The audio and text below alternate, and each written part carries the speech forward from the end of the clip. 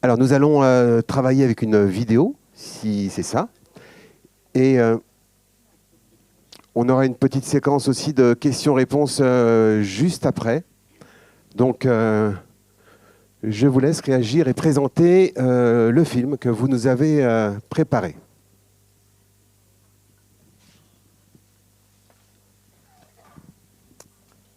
Ça marche ? Ça marche. Bonjour. Je vais rentrer dans le vif du sujet. En 1990, quand j'ai fait mon tout premier cours en tant qu'élève moniteur, le sujet que j'ai traité, c'est comment redonner le moral à un cheval de club. Et cette idée ne m'a jamais quitté depuis. Et j'ai eu la chance, pendant 15 ans, ensuite, à partir de 2004, de travailler en particulier avec des personnes en situation de handicap. C'était 90% de mes cavaliers, sur des projets de rééducation qui m'ont permis de comprendre comment le corps d'un cheval pouvait faire du bien au corps d'un cavalier et comment ensuite le corps du cavalier qui va bien fait du bien au corps du cheval, et de comprendre cette boucle de rétroaction. Et j'ai aussi eu des cavaliers avec des déficiences intellectuelles qui m'ont permis de comprendre comment rendre un cheval heureux, parce que ces personnes-là avaient ce pouvoir de rendre les chevaux heureux. Ce qui m'a permis de revisiter la question de la posture du cavalier et de l'allier au bien-être du cheval. J'ai eu aussi des cavaliers avec des handicaps très très lourds, et ces cavaliers n'avaient pas la communication. Et pour pouvoir comprendre ce qui se passait dans la situation, j'étais obligé de me fier au cheval, qui était vraiment un partenaire, et d'observer la moindre de ses réactions, même millimétriques. Tous ces éléments, je les ai intégrés à ma pédagogie. Et les cavaliers adultes m'ont complètement suivi sur ce chemin, puisque j'ai des cavaliers qui me suivent depuis 15-20 ans. Et en me baladant un peu partout, je voyais des cours d'équitation. Et dans tous les cours d'équitation, je voyais des belles choses, des beaux moments de relation. Et ce qui m'étonnait, c'est que les enseignants n'en parlaient pas. Et je me disais, mais pourtant, c'est là. Donc je ne comprenais pas trop, jusqu'à ce que je vois une visio de Déborah sur le bien-être du cheval, et c'était une super visio, et elle m'a ouvert les yeux en parlant d'une étude scientifique qui démontrait que l'humain a du mal à percevoir tous les éléments, tous les signaux qu'envoie le cheval. Et je me suis dit, voilà la clé, c'est que si les enseignants n'en parlent pas, bon, peut-être qu'ils ne sont pas formés pour ça, mais c'est aussi parce qu'ils ne voient pas les signaux. Donc j'ai appelé Déborah, et je lui ai dit, est-ce que vous seriez d'accord pour qu'on fasse une intervention ensemble pour croiser nos regards, mon regard de personne qui est sur le terrain et votre regard de scientifique. Et elle m'a dit, oui, tournons un film. Moi, j'ai dit, ah, chouette. Et en fait, c'est une super idée, et voilà la jeunesse de notre projet. Ouais, si je peux compléter, c'était un sujet que je trouvais très intéressant, parce que ces dernières années, quand on parle de bien-être du cheval, on a, à raison, beaucoup insisté sur cette notion des 3 F que vous connaissez maintenant tous. Les besoins fondamentaux du cheval, forage, friends, freedom. Le cheval doit pouvoir avoir accès à des fourrages tout au long de la journée, à des interactions sociales et à des moments de liberté. On a énormément parlé de ça. Je pense que c'est quelque chose qui devient maintenant assez automatique dans les esprits, et j'espère automatique sur le terrain très prochainement. Je pense que par contre, il ne faut pas limiter le bien-être à ça, et qu'il faut bien avoir conscience que, notamment dans le cadre des poneys et chevaux des centres équestres qui sont en interaction permanente avec des humains et des humains différents, la qualité de la relation qu'on a avec eux, c'est un facteur majeur du bien-être. Et si les interactions successives au cours de la journée donnent lieu à des émotions négatives, vous pouvez avoir les meilleures conditions de vie possibles, le cheval sera dans un état de bien-être qui sera forcément dégradé. Donc il y a vraiment une nécessité de prendre en compte ces 2 paramètres, les conditions de vie et l'interaction avec l'humain, qui doivent, pour les 2, être les plus optimales possibles. Donc c'est pour ça que j'ai accepté. Je pense que si on recontextualise un petit peu, vous n'êtes pas sans savoir qu'il y a beaucoup d'attentes en matière de bien-être animal de la part du public, mais aussi de la part des cavaliers. Il y a une étude qui avait été réalisée par l'IFCE en 2019, donc déjà ça date, et on va voir que c'était quand même déjà important en 2019, donc il y a fort à parier que c'est encore plus important aujourd'hui, où on nous expliquait que le bien-être animal était un critère de choix d'une structure équestre et un critère important de fidélisation. En conséquence, c'est aussi un facteur important de changement de structure. Cette même étude, elle met aussi en évidence un autre chiffre hyper intéressant, c'est que si on étudie les motifs d'insatisfaction des cavaliers, le rôle de l'enseignant est mentionné dans un tiers des cas. Le rôle de l'enseignant, ça peut être plein de choses. Ça peut être sa sympathie, sa bienveillance, l'objectif qu'il propose au cavalier et aussi la manière dont il anime le cours, la pédagogie qu'il utilise et qu'il met en œuvre. Et donc si on croise ces deux éléments, le bien-être et la pédagogie, on se dit il y a des questions à se poser, il y a des choses à peut-être améliorer et peut-être qu'on peut utilement lier les deux, intégrer le bien-être dans la pédagogie et faire en sorte de répondre à ces deux besoins-là en même temps. Donc c'est le challenge qu'on s'est lancé avec Frédéric. J'espère que la petite vidéo qu'on va voir et sur laquelle on va faire des pauses sera suffisamment parlante. C'est une vidéo de 9 minutes, donc déjà un grand merci à Célia qui est au fond de la salle, qui a fait un travail assez remarquable d'arriver à condenser en 9 minutes, 1h15, voire et demie de blabla, et d'en faire quelque chose de plutôt sympa. On fera des pauses pour commenter et j'espère que ce sera suffisamment visuel et que ça vous apportera des clés ou en tout cas que ça suscitera des questions et que ça vous amènera à réfléchir à la manière de faire évoluer tout ça. Je propose qu'on commence. Emma, tu peux lancer et on fera des petites pauses au cours de la vidéo.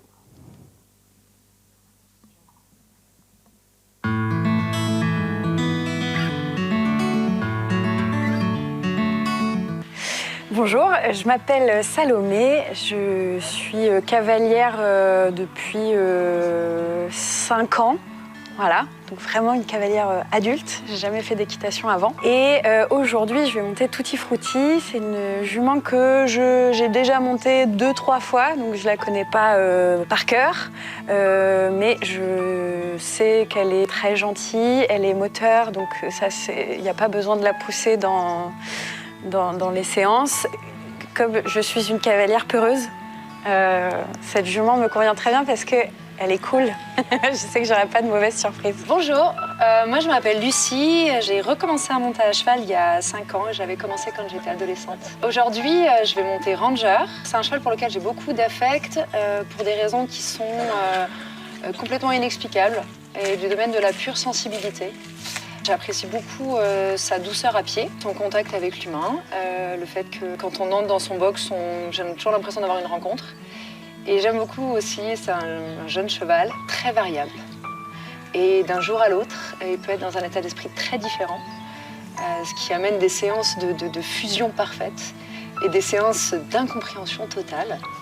Et je crois que c'est quelque chose qui me challenge parce que j'ai vraiment très envie de trouver, de déboucher tous les canaux de communication. Et peut-être accepter aussi le contingent, le fait que de temps en temps, il y a des éléments extérieurs qui peuvent rentrer en ligne de compte. Et donc voici la présentation des cavalières et il y a un point sur lequel je voudrais insister, c'est qu'à aucun moment les cavalières n'ont parlé de technique. Les seuls mots qu'elles ont prononcés, ce sont des mots liés à la relation qu'elles ont avec le cheval et toutes leurs motivations, ce sont des motivations de relation avec le cheval. Donc voilà, je voulais juste vous inviter à bien entendre ça. Et de mon côté, je pense que vous allez voir tout au long de la vidéo, il y a des échos avec tout ce qui a été dit hier et ce matin, et notamment la notion de peur. Mathias le disait quand il représentait l'enquête Kantar hier matin, c'est un animal qui est intimidant. Et ça, je pense qu'il faut vraiment en avoir conscience parce qu'elle le dit spontanément. La seule question qu'on a posée à ces jeunes filles au début, c'est est-ce que vous pouvez vous présenter et nous présenter le cheval que vous allez monter ? On n'a rien demandé de plus. Et c'est elles qui sont spontanément allées vers ces mots-là et ces notions-là. Donc je pense que c'est assez parlant.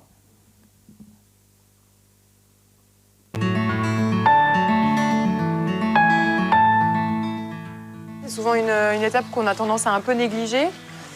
Et ce qui fait que il y a 50% des chevaux qui apprécient pas le pansage et qui montrent des signes d'inconfort, mais qu'on n'écoute pas forcément. Et au contraire, dans l'étude qui avait été faite, il y avait seulement 5% des chevaux qui manifestaient vraiment des signaux positifs. Ah ça ? Ouais. Au début, quand je montais, c'était le moment qui me faisait le plus peur, le moment du pansage. Pour quelle raison ? Parce qu'en fait, j'ai peur des chevaux. Enfin, alors ça va mieux, hein, mais au début, le moindre geste je sais pas, juste qu'elle tourne la tête. Mais j'aime bien prendre mon temps en vrai pour le super. pansage. Parce que, Il faut, c'est une bonne chose. parce que ça me permet moi de me détendre aussi. C'est le moment où, quand je monte un nouveau cheval aussi, j'aime Faire bien. connaissance, ouais. Je fais des câlins, je respire. Ouais. Ah bah, Voilà. de ce type après. C'est le moment où je sens qu'elle se tend. Ouais. Voilà. Et du coup, je sais pas... Bah, c'est ce que tu fais, c'est une bonne chose de faire les choses délicatement, pas la fâcher parce qu'en fait elle exprime un inconfort probablement passé. Si elle a eu des douleurs par le passé et que cette situation a été inconfortable, bah, elle l'a forcément appris et donc elle l'associe à ça. Donc bah, ta réponse elle est la bonne, c'est de pas la fâcher et de faire les choses délicatement et de la rassurer, c'est ce qu'il y a de mieux à faire. Une fois que tous les aspects santé, etc. ont été écartés et qu'on sait que le cheval il n'a pas de problème particulier, ben, les expériences négatives, elles ont tendance à s'ancrer et à rester forcément Oui, ça beaucoup les plus longtemps, donc c'est plus dur d'arriver à les dissiper. Donc le pansage. Quand on a fait notre... donc ça, c'était la seconde fois qu'on se rencontrait avec Frédéric. On a fait un crash test non filmé une première fois en se disant qu'est-ce qu'on va pouvoir extraire de tout ça. Et c'est assez rigolo parce que la première question qu'il m'a posée, c'est « Tu penses qu'on commence quand la vidéo ?» Et il me dit, est-ce qu'on commence la vidéo au moment où on entre dans la carrière ou est-ce qu'on la commence avant? Et je dis, bah, évidemment avant, en fait. Déjà, il me posait la question, c'est qu'il avait une petite idée de la réponse, je pense, mais évidemment avant, puisque la séance, elle commence au moment où le cavalier rencontre le cheval. Et le pansage, très souvent, il est fait sous la supervision de l'enseignant, mais parfois pas de manière forcément hyper attentive, ou en tout cas, on ne l'utilise pas assez. Alors que c'est un super support d'apprentissage. On le néglige. Donc, je le disais, par exemple, 50% des chevaux manifestent des signes d'inconfort. Ça veut dire quoi? Ça veut dire qu'ils expérimentent des émotions négatives à ce moment-là. On pourrait se dire, oui, bon, bah, ça dure 5 minutes. Sauf qu'un cheval de club, d'autant plus s'il est en cours plusieurs fois par jour, cet instant-là se répète au cours de sa vie. Et en fait, l'expérimentation d'émotions négatives, elle s'accumule. Et donc forcément, en fait, elle détériore la vision que le cheval a de son environnement et de sa vie en général. Et donc c'est ce que je vous disais, il peut avoir des super conditions de vie. S'il expérimente tout au long de la journée des émotions négatives, bah, ça détériore son état de bien-être, quand bien même il est dans des super conditions. Donc je pense que c'est une super chose d'utiliser ce moment-là pour justement favoriser les émotions positives. Et comment on les favorise? C'est justement en regardant le cheval, en arrivant à identifier notamment les zones dont il apprécie qu'on les gratte, apprendre les enfants à les reconnaître. C'est quoi la tête d'un cheval qui apprécie et c'est quoi la tête d'un cheval qui n'apprécie pas? C'est déjà un super support pour décrypter les émotions du cheval, arriver à en discuter et arriver à discuter notamment des situations un peu moins rigolotes. Celle qu'on a mis là, on aurait pu se dire « Ah, c'est pas ouf, on va peut-être pas la mettre dans une vidéo pendant un séminaire. » Si, au contraire. Parce que c'est la réalité. Cet événement-là, il arrive malheureusement pas si rarement que ça. Le premier réflexe, c'est évidemment de s'assurer qu'il n'y a pas de problème de santé, le dos, les ulcères, etc. Une fois que tous ces aspects-là sont écartés, il y a l'aspect comportemental. Et un cheval qui a eu mal au dos ou qui a eu mal au ventre pendant des années, évidemment qu'il a vite compris que le moment du sanglage, c'était quand même le passage le moins sympa et que il l'exprime. Et donc, être capable de le voir et être capable de l'expliquer au cavalier, parce que si on ne l'explique pas, le cavalier le banalise. Il se dit, c'est normal que le cheval me menace à chaque fois que je le sangle. Donc vraiment, utiliser ça, se dire, bon, déjà expliquer que c'est pas une réaction, c'est pas la réaction attendue, expliquer pourquoi elle apparaît, savoir la reconnaître, et c'est aussi un super outil parce que ça veut dire que le cavalier qui est formé à ça, le jour où il repère l'apparition de ce signe qui n'était pas présent avant, il est capable de dire au moniteur, je crois qu'il y a un problème. Il n'est pas comme d'habitude, normalement il ne réagit pas comme ça et je pense qu'il y a un souci. Et du coup, ça responsabilise les cavaliers, ils sont vachement impliqués dans la gestion de la cavalerie et puis ils apprennent à connaître un petit peu les réactions individuelles de chaque cheval. Est-ce que j'ai dit tout ce que je voulais? Oui, c'est bon, je peux te laisser. Merci. Et vous remarquerez aussi que ce que la cavalière indique, c'est que ce moment de la préparation, c'est son sas. On parlait du sas hier. Eh bien, c'est le sas qui va lui permettre de décompresser. Et pour les cavaliers adultes, j'encourage ce sas et je leur demande même, s'ils le peuvent, de créer ce sas en venant dans leur voiture. Je leur explique des techniques de respiration qui vont agir en particulier sur le nerf vague et qui vont pouvoir redescendre le système sympathique s'il est un peu trop élevé. Et aussi des méthodes de relaxation. La méthode Jacobson, c'est extrêmement simple et parfait pour l'équitation, qu'ils peuvent aussi appliquer dans la voiture. Ce qui fait qu'ils descendent de la voiture, ils ont déjà un premier sas. Et ensuite, ils vont avoir un nouveau sas pendant la préparation. Et si je peux me permettre de compléter, Véronique Bartin disait hier que c'était aussi un excellent échauffement pour le cavalier. de faire des grands gestes, etc., pour s'étirer, plutôt que de faire des petits mouvements secs un petit peu contraints comme ça. Donc en fait, c'est bénéfique pour tout le monde, donc il ne faut surtout pas s'en priver.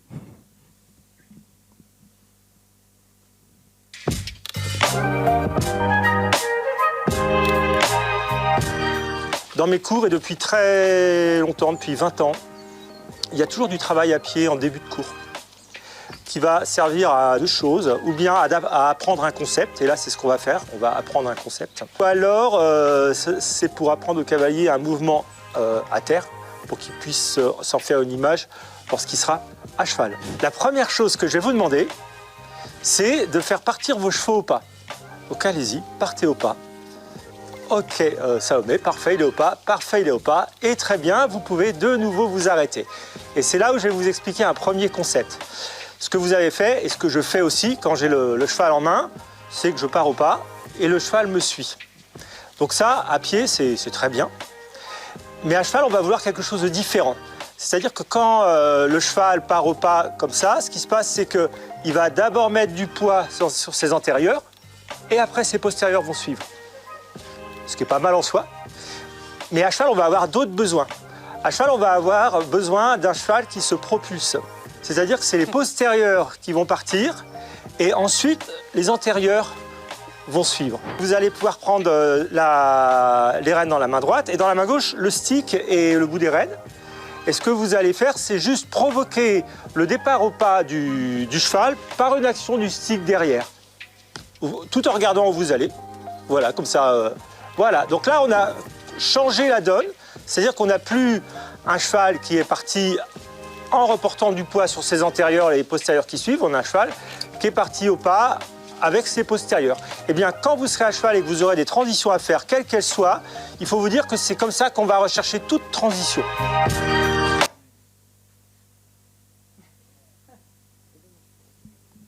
Il y a un petit bug. Bon, pendant que ça se recale, je vais intervenir sur cette partie-là. Vous voyez que c'est un exercice extrêmement simple, mais qui peut servir à beaucoup de choses. Alors déjà, pour moi, une chose qui est importante, c'est qu'effectivement, depuis 20 ans, j'ai du travail à pied, minimum 10 minutes avant chaque cours. Parce que les adultes apprécient ça, si le travail à pied est relié à ce qu'on va faire ensuite, et aussi parce que la réalité du cheval monter 1 heure, c'est pas vraiment écologique pour le cheval. Nous, en tant que professionnels, on monte rarement 1 heure sur un cheval. Donc, encore plus un cavalier qui est en train d'apprendre, on peut se poser la question, est-ce que c'est bon pour le cheval d'avoir un cavalier 1 heure sur le dos ? Cet exercice est extrêmement simple. On n'a pas besoin de faire des choses très compliquées. C'est Hélène Bourgoin qui le disait hier très justement. Mieux vaut faire des choses simples et bien faites que compliquées et un peu à l'arrache, je dirais. Et sur un exercice simple comme ça, là, j'ai décidé de traiter la question du cheval qui se propulse, mais j'aurais pu traiter la question de la connexion, j'aurais pu traiter la question de la posture du cavalier, j'aurais pu traiter la question du contact avec la bouche du cheval, avec une main qui a le contact avec la bouche et qui suit la bouche. C'est simple et en même temps, c'est utile dans plein de domaines. Et je pense qu'il faut aussi être capable, du coup, dans ce cadre-là, de réexpliquer notamment les mécanismes d'apprentissage du cheval, que l'utilisation du stick, initialement, son utilité, c'est pas de punir un animal, donc d'être utilisé pour sanctionner une mauvaise action, mais c'est plutôt utilisé à la base comme prolongement du bras, comme c'est le cas ici, pour stimuler, induire une pression et indiquer la réponse que le cheval doit fournir. L'idée étant évidemment, donc là c'était le premier test, l'idée étant évidemment que ces signaux s'affinent de plus en plus et qu'à terme, le seul mouvement du cheval et du cavalier et la seule intention du cavalier de l'avant suffisent pour que le cheval comprenne ce qui est attendu. Donc voilà, et c'est aussi un super support pour rappeler ses connaissances théoriques sur les théories de l'apprentissage du cheval. C'est bon.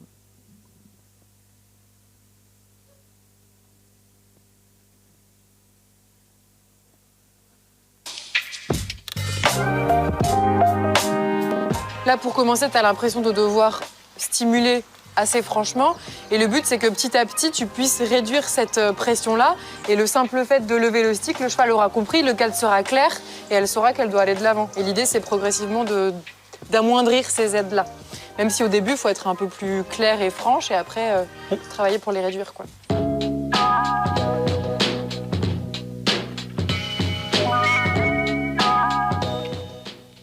On va se concentrer sur les aides.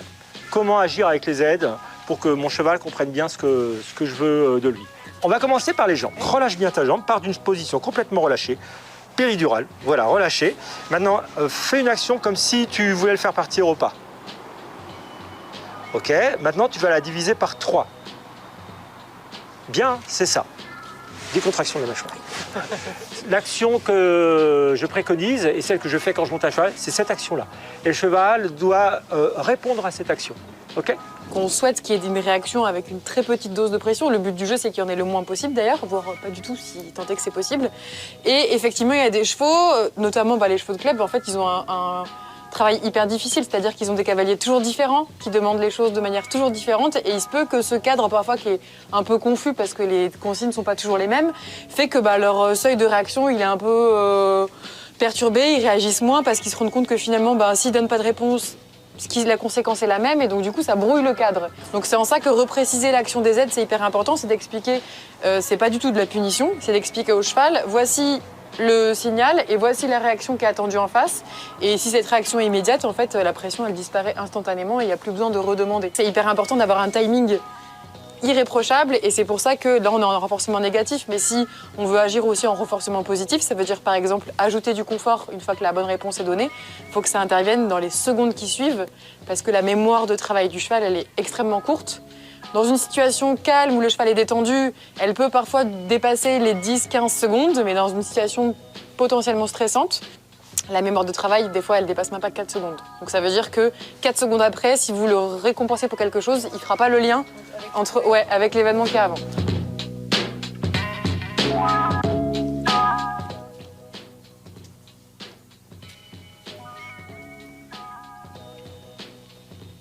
Ok, cadre parfaitement respecté. J'ai presque pas vu l'action de jambe, c'est exactement ce que je veux. Est-ce qu'il a donné la réaction que tu attendais? Oui. Il a hésité? Sensible, ouais. Non. Impeccable. Impeccable. Ouais, c'est parce qu'il est très sensible, ouais. Et là, on a un chat qui a les oreilles en avant, qui a un regard allumé, alors que ça fait quand même 1 heure qu'on y est, et de temps en temps, tu vois, il met les oreilles en arrière, il cherche des infos, et puis il les remet en avant, il a trouvé les infos, et le rebond est en train de naître gentiment.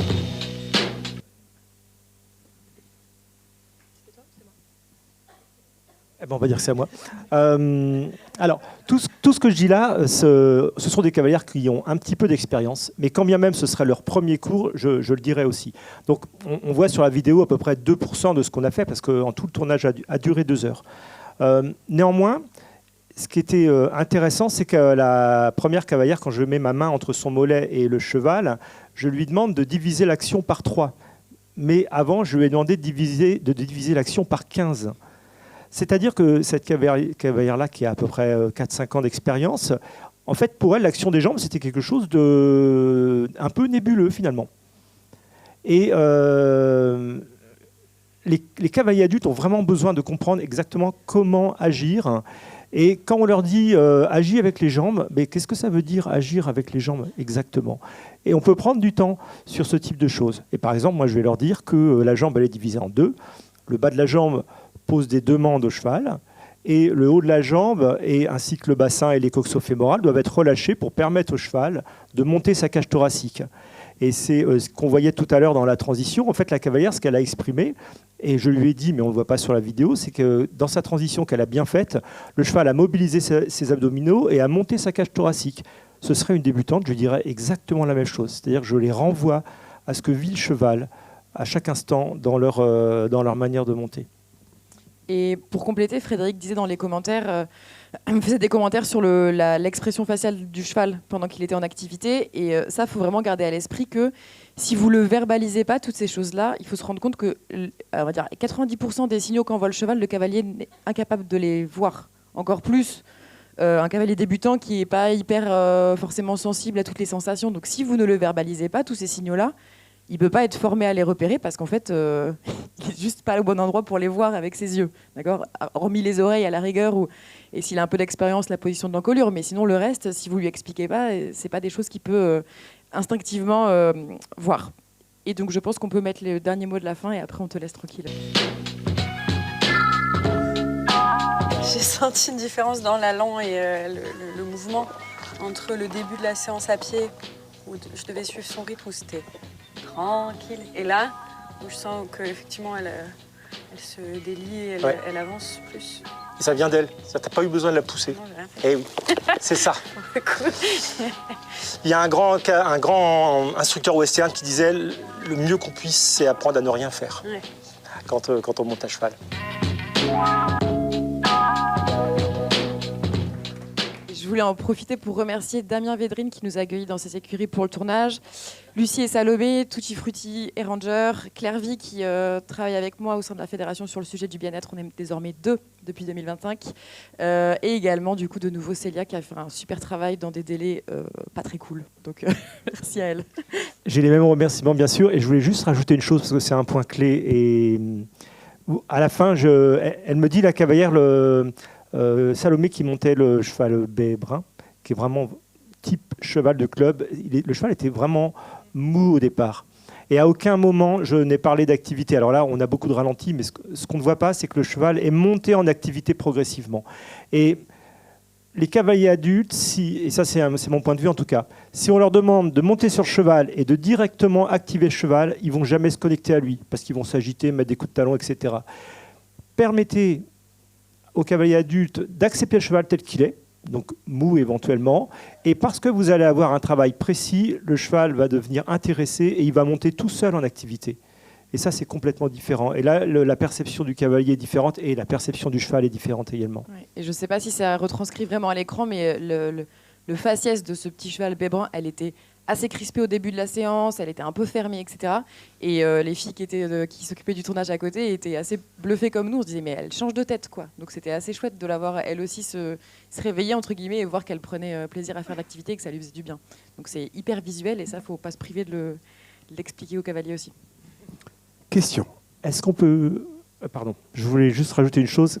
Je voulais rebondir sur ce que disait Déborah. Avec mes cavaliers, on compare le faciès du cheval avant le cours et après le cours, et on compare l'énergie du cheval avant le cours et après le cours.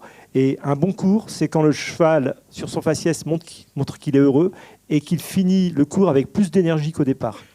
Moi, je vois sur le faciès qu'ils sont heureux. Question. Personne d'autre à part Marie. Marie, cours. Alors j'ai bien écouté Frédéric, toi aussi Déborah bien sûr, mais Frédéric à un moment tu dis je mets toujours 10 minutes de travail à pied avant le cours. Ce avant le cours m'a transpercé le cœur. Est-ce que ça veut dire que le pensage et le travail à pied sont des activités gratuites qui ne font pas partie du cours ? Non, mais... Vous pouvez applaudir Marie qui pour une fois pose une question. Attends. Hein ? Alors, oui, très bonne question. Et effectivement, le travail à pied fait partie du cours. Alors, le pensage, ça dépend. Si le cavalier est débutant, effectivement, il fera aussi partie du cours. En revanche, quand le cavalier est autonome, là, il fait son pensage en autonomie. Mais le travail à pied fait partie du cours. C'est-à-dire, dans une séance d'1 heure, il y a 10 à 20 minutes de travail à pied, selon le sujet à traiter, et le reste à cheval.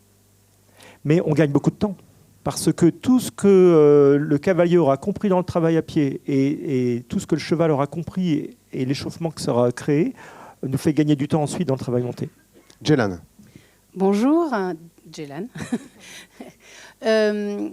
Comment vous faites quand vous avez des gens qui arrivent du boulot, qui sont énervés, ils ont une journée, effectivement, on peut leur parler, leur dire qu'ils viennent à l'équitation pour se détendre et tout, mais c'est pas toujours efficace. Et évidemment, ils montent sur le cheval, même si le cheval, au départ, est placide. Ils ont un peu la fesse électrique, comme on disait hier. Ils sont un petit peu énervés, tout ça. Vous employez un langage, je pense, plus doux aussi pour calmer les gens qui sont à cheval, leur expliquer peut-être de se détendre. Est-ce que vous voyez qu'il y a quelque chose, où vous avez des tuyaux par rapport à ça ? Et l'activité du cheval, parce que le cheval, à ce moment-là, il a une activité beaucoup trop rapide. Puisque c'était très intéressant, je me permets, ce n'est pas une question, mais j'ai trouvé que le cheval, justement, et je pense que même si vous avez utilisé ce mot péridural, c'était connecté avec la dame, elle l'a compris, c'était ça, donc c'était pas grave. Et je pense que c'est l'activité que vous avez réussi à employer sur ce cheval est impressionnante. Donc là, je vous demande qu'est-ce que vous faites dans l'inactivité. Alors, pour répondre à la première question sur le sas, entre guillemets, ce qu'on n'a pas vu dans la vidéo, parce que cela aurait été trop long, c'est que ma première séance avec les cavaliers chaque année, je leur explique comment se laisser mobiliser par le cheval, de manière à ce que ensuite il soit agréable pour le cheval. Et dans ce moment où le cheval est leur kiné, les cavaliers trouvent de la détente. Aussi, je leur explique la méthode Jacobson. Donc la méthode Jacobson, qui est une méthode de relaxation, Et je leur explique aussi des techniques de respiration qu'ils peuvent faire avec le cheval. C'est très simple. Ils marchent au pas. Les 3 premières battues des antérieurs, ils inspirent et après ils expirent sur les 7 battues suivantes. Et donc ça permet de rétablir l'équilibre du système nerveux. Et ensuite, les cavaliers savent le faire en autonomie. C'est-à-dire que les 3 premières minutes, ils marchent au pas reine longue et le cheval travaille sur eux et eux-mêmes travaillent sur leur relaxation musculaire et sur leur système neurovégétatif par des exercices de respiration. C'est très simple en fait. Et si je peux me permettre, dans la première séance qu'on avait faite chez Marine, on avait donc 2 autres cobayes, une cavalière et un cheval. Et le cheval qui avait été attribué était un cheval qui était réputé pour être plutôt actif. Voilà. D'ailleurs, quand on a annoncé le nom du cheval à la cavalière, elle a dit « Ah, c'est lui !» Elle n'avait pas l'air hyper enchantée sur le papier. On s'est dit « C'est pas grave, ça fait partie du test. » Et c'était assez drôle. On fait le pansage et Frédéric dit « Bon, on va faire les exercices de respiration avant d'aller dans la carrière. » Le cheval était détaché, les rênes étaient passées sur l'encolure, il était à côté d'elle. Elle écoutait Frédéric qui comptait les inspirations qu'elle devait faire. Le cheval baissait la tête, mais c'était extrêmement drôle au fur et à mesure. Et il est venu, alors qu'il était libre et qu'il pouvait aller n'importe où, il a posé sa tête contre la cavalière. On s'est regardé, on s'est dit, ah oui, quand même, la vache, ça marche vachement bien même sur le cheval. Elle était hyper émue. Ouais, c'était super drôle. Monsieur. J'ai une question par rapport à la notion de bien-être. On a eu la période par rapport à l'équitation à poney où on est parti sur du ludique comme concept et on en a fait une dérive. Par rapport au bien-être animal, entre notre formation en tant qu'enseignant et nos pratiques en tant que cavalier en lien avec la compétition, quelles sont les dérives sur lesquelles on peut tomber et comment on fait en sorte que ça reste propre pour la technique et non pas un concept purement mercantile? Pour moi, les dérives, il y en a autant que d'individus et voilà, c'est un peu compliqué de répondre. Par contre, je pense qu'il y a une seule réponse, c'est la formation continue. Il n'y a pas vraiment de secret, c'est-à-dire que évidemment la formation initiale, c'est un socle indispensable. D'ailleurs, en ce qui concerne le bien-être du cheval, dans la version révisée du BP qui entre en vigueur, il y a quand même une place plus importante qui est donnée à cet aspect-là et c'est vraiment une bonne chose.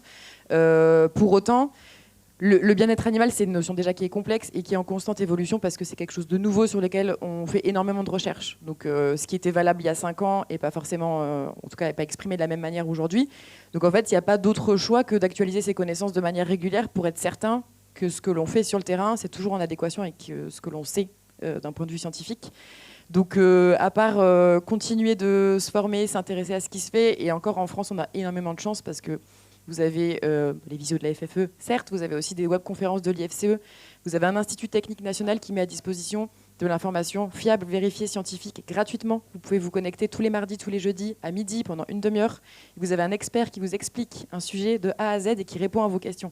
C'est hyper précieux. Enfin, on a énormément de chance, donc il ne faut vraiment pas hésiter. Les créneaux horaires sont choisis de telle sorte que ça répond peut-être plus à vos contraintes de temps, même si j'ai conscience que ça reste très compliqué. C'est disponible en replay de toute façon. Et donc, il y a des conférences très régulières sur le sujet du bien-être, que ce soit les conditions de vie, le cheval monté, etc. Et il n'y a pas vraiment d'autres secrets que de continuer à se former et puis beaucoup échanger entre vous aussi. On néglige souvent ça, mais certains d'entre vous ont des bonnes idées et c'est hyper important de les partager avec les autres parce que je pense que quand on manque de temps... Ouais, l'IFCE. Quand on manque de temps pour réfléchir à ces sujets de fond, c'est parfois plus pratique et plus rapide d'échanger avec les collègues et de partager les bonnes pratiques sur ce sujet-là, quoi. Je crois qu'on peut remercier par des applaudissements Déborah et Frédéric. Merci. Merci à vous. Et bien sûr, tout à l'heure, vous êtes là pour le repas. Donc on va pouvoir vous assaillir de questions Et d'expérience. Est-ce que je peux finir juste par une petite anecdote très Alors, rapide. si elle est toute très rapide. petite, Je vais vous parler d'une enfant de 7 ans. Elle s'appelle Clélia et l'année dernière, on m'a demandé de faire une aide au diagnostic pour cet enfant qui avait un trouble neurodéveloppemental qui était difficile à caractériser. Donc autant dire que ce n'était pas une séance d'équitation classique, elle n'était jamais montée à poney. Et elle était face à moi, arrêtée avec les rênes ajustées, et à un moment, le poney, il se met en place. Et je lui dis, tu vois, l'encolure qui s'arrondit, les oreilles en avant, le poney qui mâchouille, le contact souple. On dit que le poney il est sur la main et c'est ce qu'on recherche quand on monte à cheval. Et après, on est allé en balade, elle avait les rênes ajustées, elle me dit, le poney il est sur la main. Et voilà, cette cavalière qui est montée 10 minutes, qui avait 7 ans, elle savait ce que c'était qu'un poney sur la main. J'aurais bien eu tort de ne pas lui dire. Et elle s'est créée une banque de données de sensations justes qu'elle va pouvoir aller ensuite utiliser quand elle sera cavalière, même 20 ans après. C'est ça que les adultes ils veulent, c'est avoir des banques de données de sensations justes qui les rendent heureux et qui rendent les chevaux heureux également.